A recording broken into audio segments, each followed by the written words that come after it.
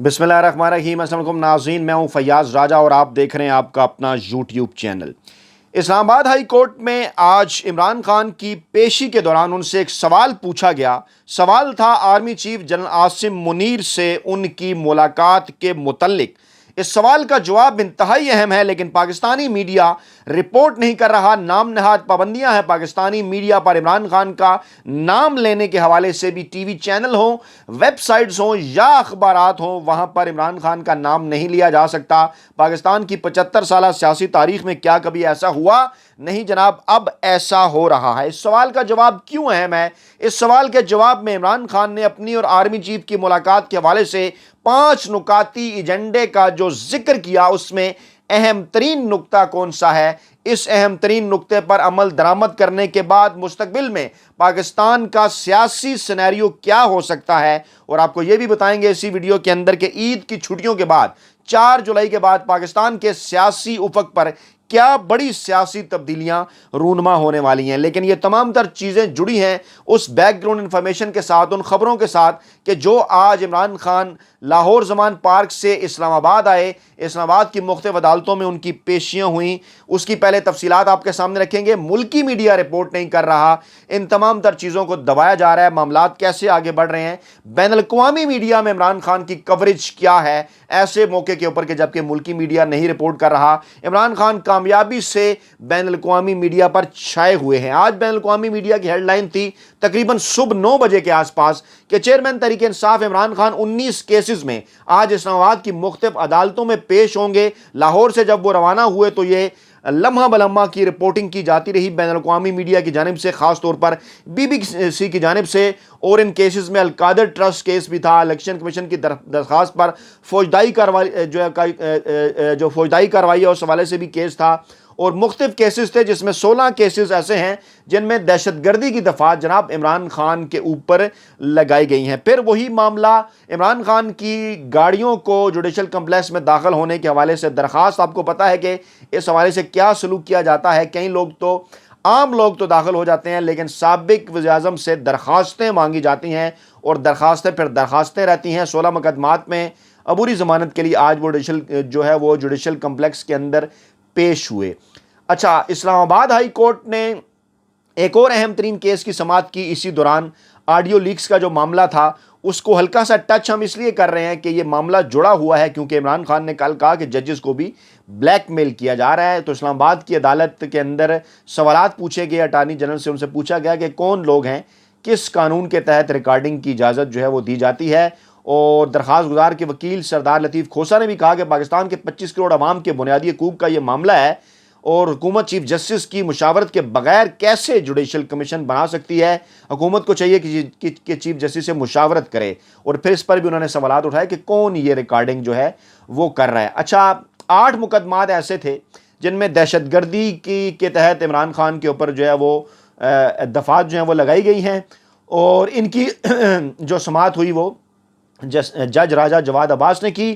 اور سلمان صفدر جو عمران خان کے وکیل ہیں، انہوں نے اہم ترین دلائل دیے۔ انہوں نے کہا کہ سب سے پرانا مقدمہ تھانہ سنگجانی کا 2022۔ اچھا، یہ سنیے گا، تفصیل بڑی دلچسپ ہے، کیونکہ اسی کے حوالے سے پھر آگے چل کر عمران خان نے آرمی چیف سے ملاقات کا ذکر بھی کیا، اور 5 نکاتی ایجنڈا بھی وہ سامنے آیا۔ تو جناب 2022 میں پہلا مقدمہ درج ہوا، اور سلمان صفدر نے ایک FIR پڑھی، دلائل دیے، اور اس کے بعد کہا کہ ثابت کیا کہ پروسیکیوشن کی کس طرح سے اس کے اندر بدنیتی ہے۔ اور آئی جی اسلام آباد کے وکیل جو تھے وہ کہنے لگے کہ 5 کیسز میں عمران خان JIT میں پیش ہوئے، کچھ میں نہیں ہوئے تھے۔ عمران خان کے وکیل نے کہا جی ہم JIT کے سامنے گئے، تمام تر ہم نے سوالات کے جواب دیے، تمام مقدموں میں ہم پیش ہوئے۔ پھر انہوں نے کہا جناب کہ درخواست گزار کے پاکستان کے لیے بہت خدمات ہیں۔ یہ بتانا بڑا ضروری تھا، کیونکہ جس قسم کے مقدمے درج کیے گئے ہیں دہشت گردی کے، ان پر ہنسی آتی ہے۔ ریکارڈ بتانا بڑا ضروری ہے، ججز کو ریکارڈ پتہ ہوتا ہے، آپ کو پتہ ہے، مجھے بھی پتہ ہے، لیکن یہ سارا ریکارڈ میں لانا ضروری ہوتا ہے، عدالتی کارروائی کا حصہ بنانا ضروری ہوتا ہے، اس لیے بور نہ ہو تاکہ یہ ساری تفصیل آپ کو وہ سمجھ آئے۔ انہوں نے کہا جناب درخواست گزار کا ریکارڈ بڑا صاف ہے، وہ فلاح و بہبود کے کاموں کے حوالے سے، اور بہت سے انعامات انہوں نے پاکستان کے لیے جیتے، کرکٹ میں صاف ریکارڈ ہے، اور فلاح و بہبود کے کاموں میں بہت آگے، شوکت خانم اسپتال منہ بولتا ثبوت، اس کے بعد نمل یونیورسٹی، اور اب القادر ٹرسٹ جس کا کیس بنایا جا رہا ہے۔ پھر 22ویں وزیر اعظم رہے وہ پاکستان کے، ان کے دور میں احتساب کا سلسلہ شروع ہوا، اپوزیشن کے مقدمات چلے، اپنے اختتام کو پہنچے, عدالتوں سے سزائیں ہوئیں, اب تو خالی پیشیاں ہو رہی ہیں نا. اس وقت بھی کچھ کیسز ایسے تھے لیکن منطقی انجام تک بھی کیسز پہنچے, اور عمران خان کے ذریعے نہیں, عدالتوں کے ذریعے. اور عمران خان کی حکومت میں کرپشن کے جو کیسز چلے ان کے دور میں پروزیکیوشن کا کوئی غلط استعمال نہیں ہوا, اور جبکہ جو سیاسی لٹیرے تھے انہوں نے ملک چھوڑنا شروع کر دیا. عمران خان تو پاکستان کے اندر ہیں, ملک نہیں چھوڑ رہے, اور 160 کیسز کا سامنا کر رہے ہیں, ایک دو کیسز نہیں ہیں. اور کوئی جو جس طرح سے پروزیکیوشن کا غلط استعمال ہو رہا ہے وہ بھی آپ کے سامنے ہے, انتقام کا نشانہ بنایا جا رہا ہے.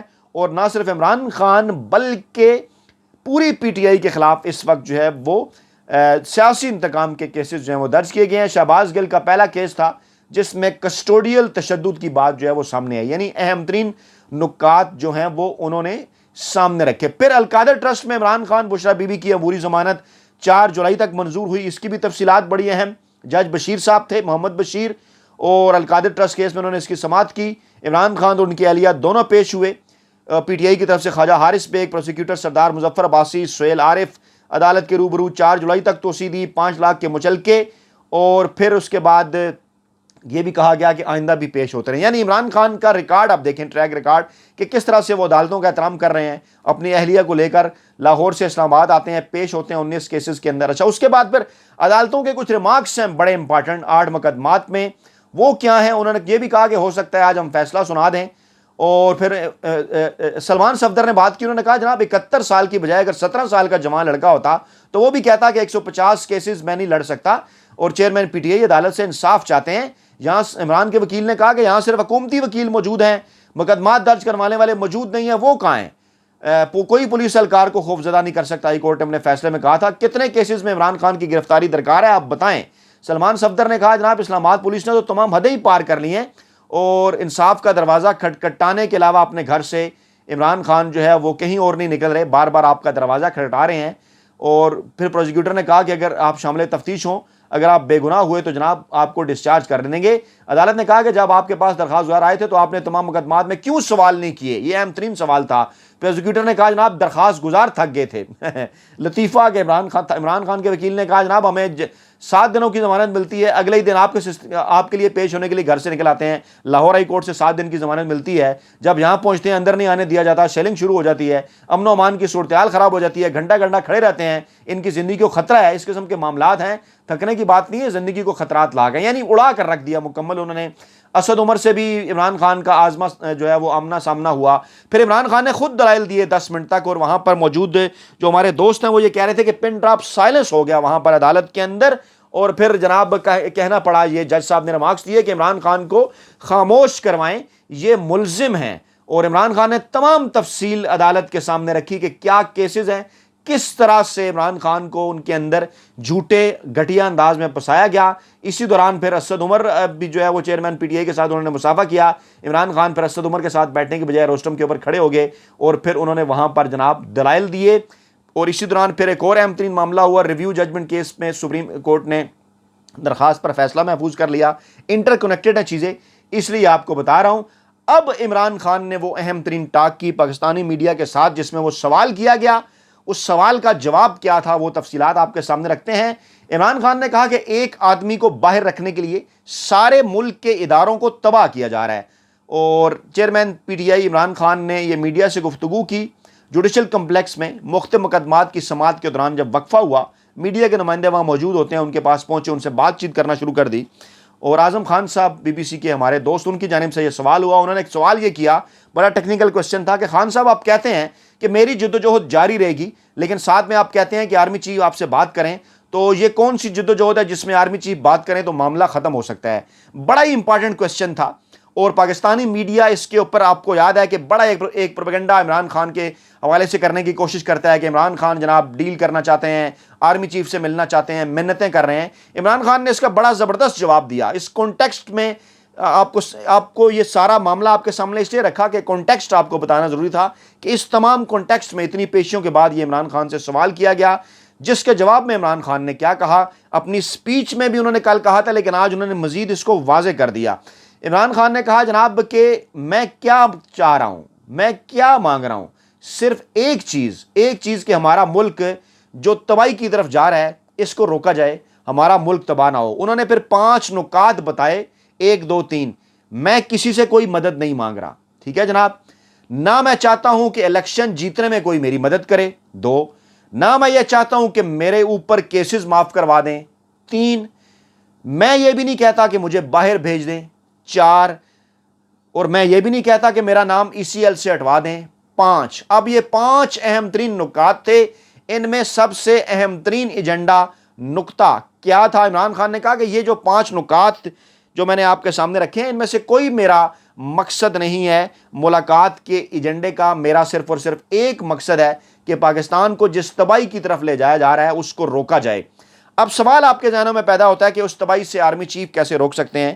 عمران خان کی بات کو کانٹیکسٹ میں سمجھا جائے، پہلے بھی عمران خان اس بات کا ذکر کر چکے، وہ یہ کہہ چکے کہ پاکستان کے اندر کس کی حکومت ہے؟ اس مافیا کی حکومت تو ہے نہیں۔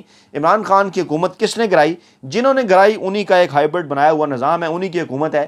Imran Khan in between the line اس سے پہلے بھی یہ بات کر چکے، آج بھی انہوں نے یہی بات کی، اسی طرف انہوں نے اشارہ کیا۔ جناب میں بات کر رہا ہوں، جو میں بات کرتا ہوں بیٹھنے کی یا مذاکرات کی، وہ یہ کرتا ہوں کہ پاکستان کو الیکشن کی طرف لے کر جائیں، الیکشن کی طرف لے کر جائیں پاکستان کو۔ آئین اور قانون پاکستان میں توڑا جا چکا، کیوں؟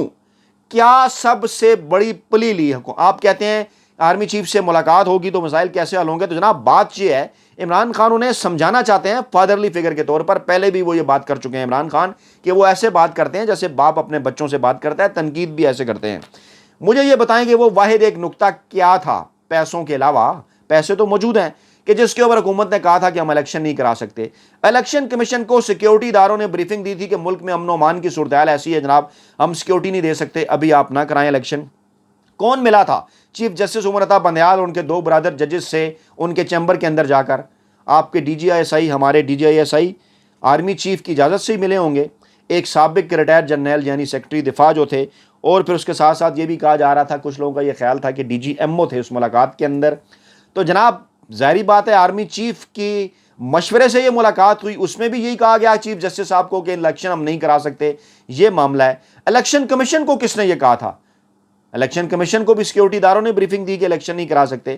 حکومت کیا کہہ رہی تھی کہ سیکیورٹی ادارے اس حوالے سے جو ہے وہ امن و امان کی صورتحال ایسی ہے، سیکیورٹی دینے کے لیے تیار نہیں ہے، مصروف ہیں۔ تو کیا ہوا اس کا مطلب؟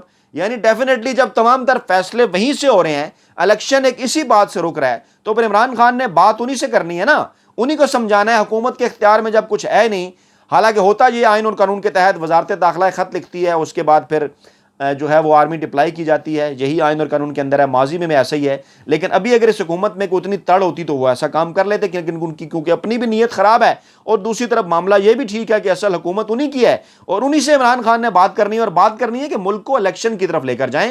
عمران خان نے کہا یہی ہے 1 پوائنٹ ایجنڈا، یہی سب سے اہم ترین بات ہے، اور ملک کو اگر الیکشن کی طرف آپ لے کر جائیں گے تو پاکستان کا اگلا جو آئندہ کا جو سیاسی ماحول ہے وہ اپنے ٹریک پہ آ جائے گا، عوام کو عوامی نمائندے منتخب کرنے کا اختیار ملے گا، لوگ ووٹ ڈالنے کے لیے گھروں سے نکلیں گے، پتہ ہوگا کہ کس کو ووٹ لوگ دینا چاہتے ہیں، کس کی حکومت ہوگی۔ اس وقت جو حکومت ہے اس کا تو کوئی وہ کہتے ہیں نا کہ وہ کہتے ہیں وہ ہماری پٹواری میں کہتے ہیں کہ نڑی نٹا ہی نہیں ہے۔ اگر میں غلط ہوں تو میرے پٹواری دوست اس کو ٹھیک بھی کریں، یعنی کوئی اس کا رخ کوئی پتہ نہیں کہ ملک کے اندر کس کی حکومت ہے۔ ڈیفینیٹلی ان کے پاس کوئی مینڈیٹ نہیں ہے حکومت کرنے کا، مینڈیٹ پاکستان تحریک انصاف کا تھا 2018 کے الیکشن میں، جن کی حکومت غیر آئینی اور غیر قانونی طریقے سے گرا دی گئی۔ تو جب تک نیا مینڈیٹ نہیں آئے گا اس وقت کا کیسے فیصلہ ہوگا؟ ملک کی اکانومی کیسے بہتر ہوگی؟ اکانومی بہتر نہیں ہوگی تو خوشحالی کیسے آئے گی؟ اور یہ کیا کر رہے ہیں ان تمام تر چیزوں سے روکنے کے لیے؟ ملک میں امن و امان کی صورتحال اس وقت خراب PDM مافیا نے کی ہوئی ہے، پورے ملک کے اندر جو صورتحال انہوں نے بنا دی ہے، KP اور پنجاب کے اندر پاکستان تحریک انصاف کے لوگوں کو اٹھا کے لوگوں کے گھروں کے اندر گھس کر گھروں کو توڑا جا رہا ہے، عورتوں اور بچوں کے حقوق کا احترام نہیں کیا جا رہا، اٹھا کر کس طرح سے انہیں غائب کیا جا رہا ہے، میڈیا کے اوپر پابندیاں ہیں، صحافیوں کے ساتھ کیا ہو رہا ہے۔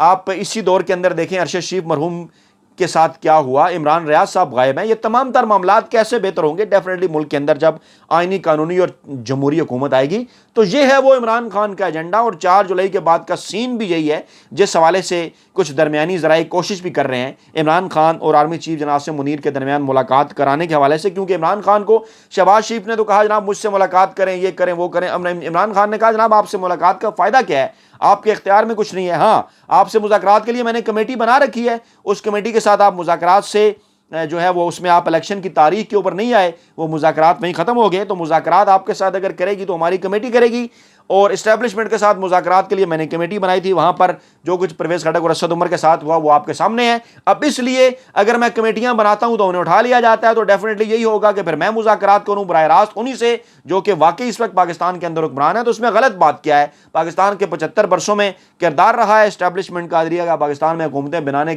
گرانے میں، الیکشن کی طرف لے جانے میں۔ کیا آپ یہ بات تسلیم کرتے ہیں کہ جو وہ کہتے ہیں ہم نیوٹرل ہیں وہ واقعی نیوٹرل ہیں؟ کوئی پاکستانی اس وقت اس بات کے اوپر یقین کرنے کے لیے کیوں تیار نہیں ہے؟ اس لیے تیار نہیں ہے کہ حالات آپ کے سامنے ہیں، حکومت کہہ رہی ہے جناب کہ وہ دیکھیں جی وہ تو کہتے ہیں ہم سیکیورٹی نہیں دے سکتے، تو پھر کس سے بات کریں؟ تو جناب یہ تھیں آج کی تازہ ترین اپڈیٹس، اپنا بہت خیال رکھیے گا، دعاؤں میں یاد رکھیے گا، نئی ویڈیو کے ساتھ جلد حاضر ہوں گے، اللہ نے کے بعد۔